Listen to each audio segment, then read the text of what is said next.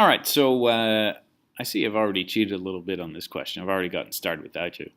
It tells you first off to provide your own scale because there isn't a scale indicated on the graph. So I put in 0, 1, 2 to tell me that each Xbox, each PlayStation, each Xbox is worth 1. And each box going up the y-axis, each of these lines is worth 1 as well. That doesn't have to be the scale you use on this graph, but it's probably the easiest one to use. So the first question, A, says graph the line corresponding to the table of values on the right. The table of values, right, it's all boxy and everything, but if I have a line that says that, well, in this column I've got a -6, in this column I've got a -7, that's the same thing as telling you that one coordinate on this graph is -6 and -7. So I can already use that and say, well, this is a point here. -6, 1, 2, 3, 4, 5, 6, and then down 7, 1, 2, 3, 4, 5, 6, 7. I got a point right there. Next point here, I got -3 and -5. 1, 2, 3, 1, 2, 3, 4, 5. So I put a point in there. And then 0 and -3 is the next point here, right? And then 3 and -1, so it's over 3 and down 1. So I got my 4 points lined up here. But I haven't finished, even though I've put all the points for my table of values on the actual graph. I haven't graphed the line, right? The line isn't just the individual points. You have to actually get in there and draw a line that goes through all the points and continues on to the edge of your graph. So now I've graphed the line. I've done part A here.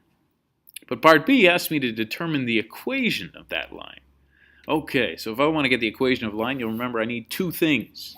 I need to figure out what A and B are, right? If you think of the equation of the line as looking like this, y equals ax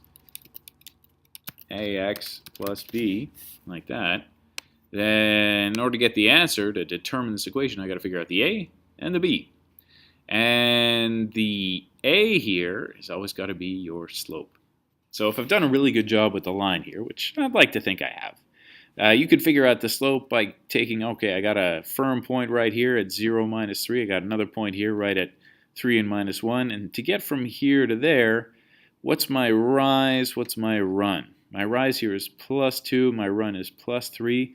So I actually have a slope of 2 over 3, right?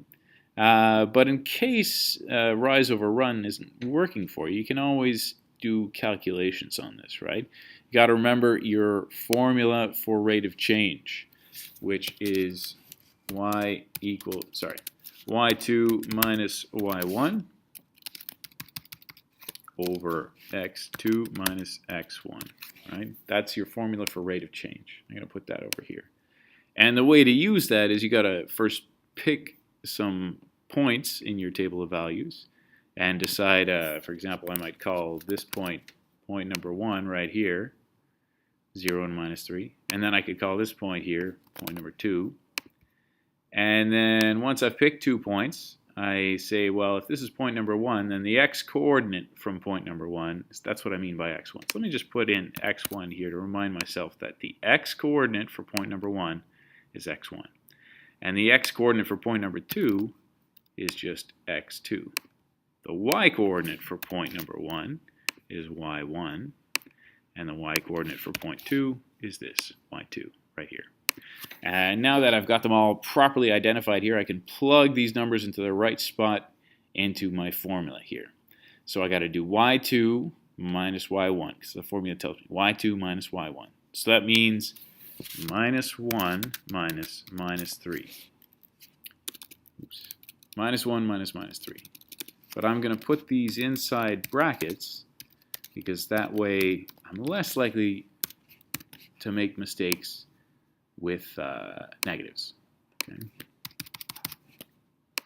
So the y's are on top. Easy to make the mistake of putting the x's on the top. It's often what people do. Remember, the y's on top. It's y's over x's, rise over run. Y's and rise are always on top. And then down below here, I don't know what I'm saying there, x2 minus x1, right? So we said this was x2, this is x1. So if I got to use those numbers, right, let me do x2, which was 3, minus x1, which was 0, and that's going to be my denominator. Okay. So -1 minus -3 that's going to be 2, positive 2, minus 1 minus minus 3 becomes positive 2. And let me put a little line here as a fraction marker. And then 3 minus 0, I learned a long time ago, is just 3. So we end up with a slope of 2/3, 2 over 3, which is exactly what we saw before, right? Rising 2, running 3, a slope of 2 over 3. Now, if I have a slope of 2 over 3, then I figured out what my a is. I can already write this as an equation.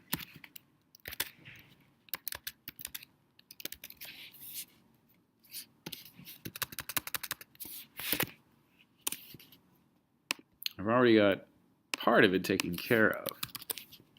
Right, I've figured out what my slope is. It's 2/3, and I put that in the spot where the a was. Now all I got to do is figure out the b. But if you look at this graph, you can see that where the line crosses the y-axis, which is what b is, that's your y-intercept, is right at minus 3. Or I could even go back to my table of values. Remember, if I have an x is 0 in my table of values, then the y here, minus 3, is going to be your b. So I can erase this b here and write in the y-intercept, which I've figured out is minus 3.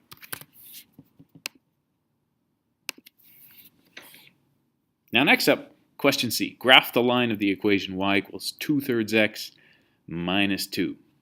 Now there's a bunch of different ways I could do this. In the last question we looked at them, so I'm going to cheat and use the swift way to do it. I'm going to say if I end my equation with minus 2, I know that one point on this line has to be 0 and minus 2. The y-intercept here is minus 2. And if the slope is 2 over 3, then I can get new points on it by rising 2 and running 3. Rising 2 and running 3. Rising 2 and running 3. Right? And I've got 4 points right there. I can draw a nice line through them, just like this. Now what you'll notice here is that these two lines, if I were perfect about them, which I really haven't been here, they are parallel. They're never going to meet. And question D here asks, where does the line I graphed in part C, that's this one here, intersect with the line I graphed in part A? The answer is nowhere. And there's a reason for that. The reason why they don't intersect is because if you look here, we have my equation. The slope was 2/3 for that one. The slope is 2/3 for this one. If you have two lines that have the same slope, they're parallel. They're both pointing in the same angle. They're never, ever, ever going to intersect. So that's why the answer is nowhere.